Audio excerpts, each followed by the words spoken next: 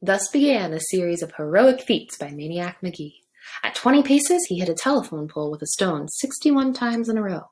When the once-a-week freight train hit Elm Street, he started running from the Oriole Street dead end, on one rail, and beat the train to the park. No sweat! He shook off his sneaks and socks and walked nonchalant as you please through the rat-infested dump at the foot of Racco Hill, the mysterious hole down by the creek, the one you would never reach into, even if you dropped your most valuable possession into it. He stuck his hand in.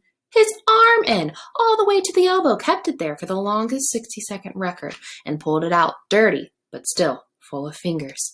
He climbed the fence at the American bison pen at the zoo. He had suggested this feat himself, everyone else scoffing, and while the mother looked on and kissed the baby buffalo. So it went through February and March of that year, a feat a week.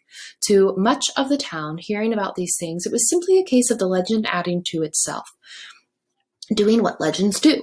To Russell and Piper McNabb, it was a case of boosting their importance even higher in the eyes of the other kids. Was it not at the brothers' direction that Maniac Magee performed these deeds? And who, after all, is the more amazing, the lion or the tamer?